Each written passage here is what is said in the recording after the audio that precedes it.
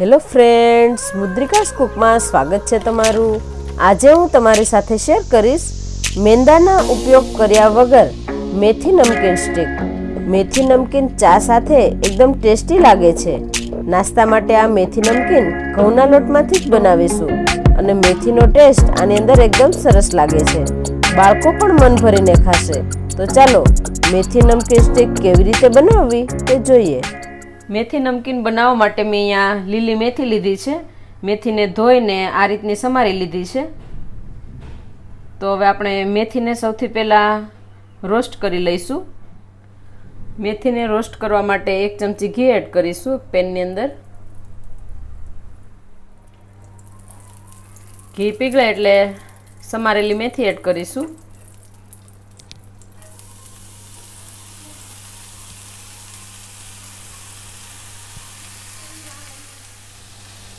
आ रीते 1 चमची घी में मेथी ने रोस्ट करवानी छे एटले मेथी में जे कड़वाश छे ए दूर थई जशे अने मेथी ने अंदर जे पाणी रहेलुं छे ए पण दूर थशे।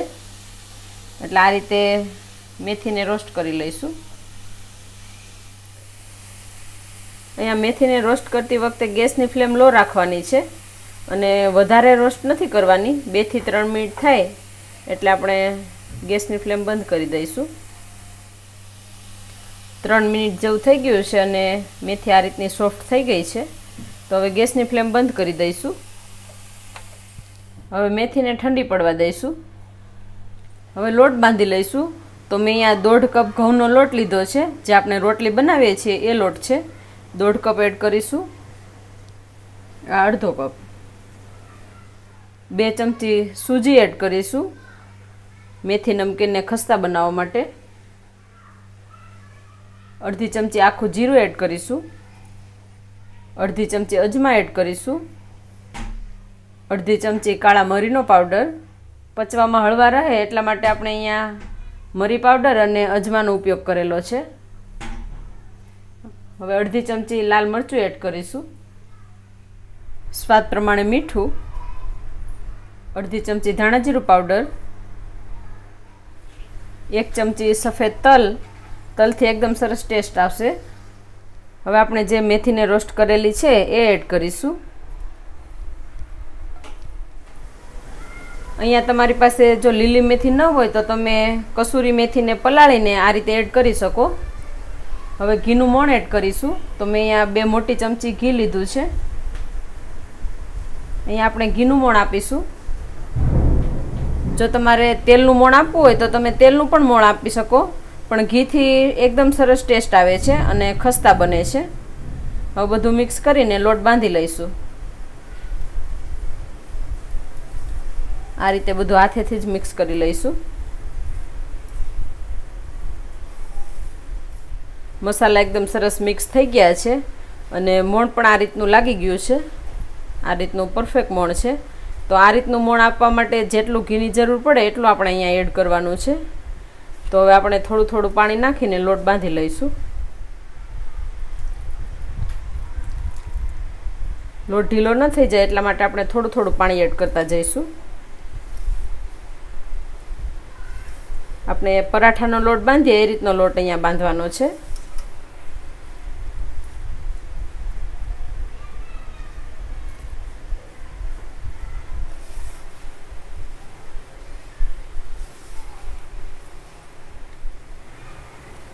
लोट आ रीतनो बंधाई गयो छे। हवे लोटने मसળી लईशुं बराबर। लोटने આપણે 5 मिनिट માટે આ રીતે મસળીશું એટલે મેથી નમકીન છે એકદમ સરસ બને। તો બરાબર લોટને મસળવાનો છે આ રીતે। લોટ મસળાઈ ગયો છે। હવે મેં અહીંયા ઘી લીધું છે આ રીતનું। જો શિયાળો હોય તો ઘીને ગરમ કરીને લેવાનું છે। તો મેં અહીંયા 3 ચમચી ઘી લીધું છે। એની અંદર 3 ચમચી કોર્નફ્લોર એડ કરીશું। जो तमारे अहींया कॉर्नफ्लोर नी जग्याए मेंदानो उपयोग करवो होय तो तमे करी शको। 3 चमची कॉर्नफ्लोर एड कर्यो छे। हवे मिक्स करी लईशुं। घी अने कॉर्नफ्लोर ने बराबर मिक्स करवानुं छे। अहींया घी अने कॉर्नफ्लोर मिक्स थई गया छे। आ रीतनुं थई गयुं छे। आ रीतनुं राखवानुं छे। આ મિક્સરને આપણે રોટલી પર લગાવવાનું છે, એટલે એની થિકનેસ આ પ્રમાણે રાખીશું. એના માટે જે પ્રમાણે ઘીની જરૂર પડે એટલો ઉપયોગ આપણે અહીંયા કરવાનો છે. આ રીતનું રાખીશું. આની અંદર આપણે ઘીનો ઉપયોગ કર્યો છે. જો તમારે તેલનો ઉપયોગ કરવો હોય તો તમે તેલનો પણ ઉપયોગ કરી શકો અહીંયા. હવે લોટનો આ રીતે લુઓ બનાવી લઈશું, એકદમ ગોળ.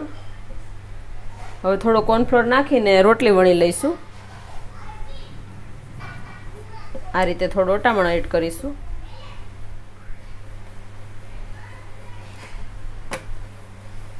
આપણે આની અંદર જે મેથી નાખેલી છે એ રોસ્ટ કરીને એડ કરેલી છે, એટલા માટે ઉપર નથી આવતી. જો આપણે એમનો આમાં એડ કરીશું લોટની અંદર તો મેથી છે એ લોટની ઉપર આવી જશે. એટલા માટે આપણે અહીંયા મેથીને રોસ્ટ કરીને પછી જ એડ કરવાની છે.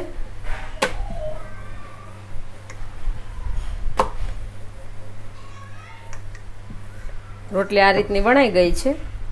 અહીંયા રોટલીને વધારે જાડી કે પાતળી નથી રાખવાની, આ રીતની મીડિયમ રાખવાની છે. આ રીતની.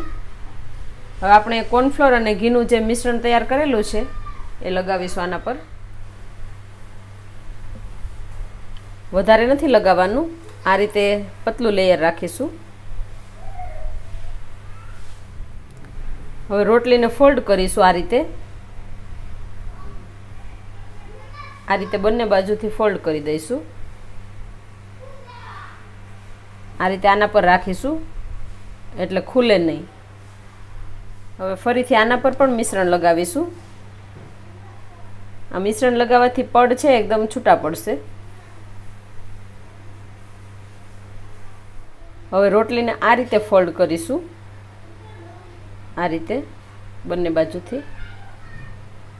આ રીતે બંને પેક થઈ જાય એ રીતે રાખીશું. હવે વણી લઈશું. આ રીતે થોડું પ્રેસ કરીને વણી લઈશું. થોડો કોર્નફ્લોર એડ કરીને આ રીતે વણી લઈશું.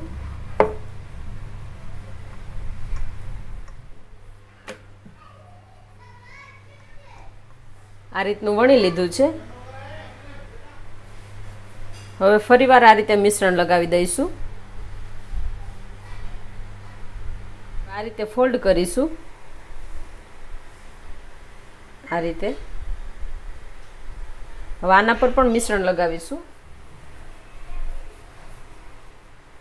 હવે આ બાજુથી આ રીતે ફોલ્ડ કરી દઈશું, આ રીતે.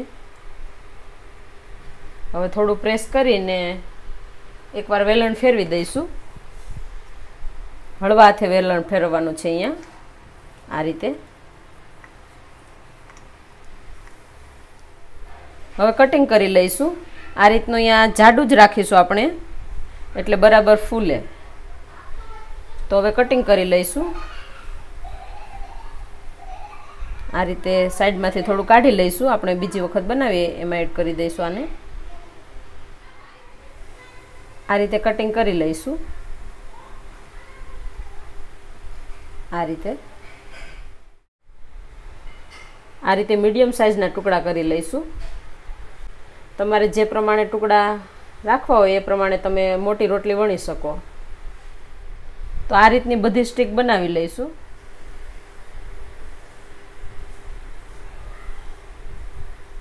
તો આ રીતે બધા મેથી નમકીન બનાવી લઈશું અને પછી તળી લઈશું.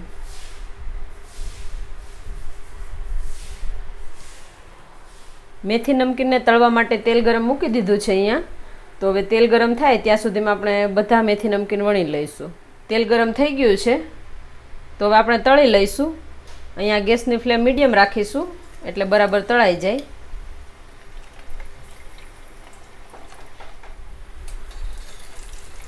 આ રીતે ફેરવતા જઈશું અને મીડિયમ ફ્લેમ પર તળાવા દઈશું ક્રિસ્પી થાય ત્યાં સુધી.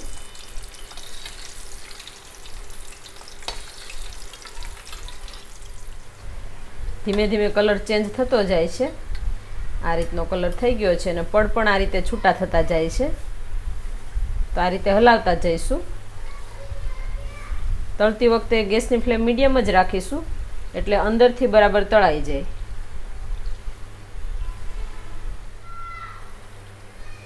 મેથી નમકીન એકદમ સરસ તળાઈ ગયા છે. તો હવે કાઢી લઈશું.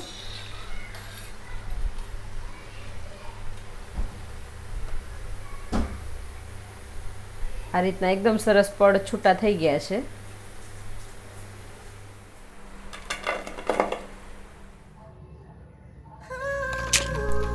ચા સાથે ખાવાની મજા પડે એવી એકદમ ક્રિસ્પી મેથી નમકીન સ્ટીક બનીને તૈયાર છે।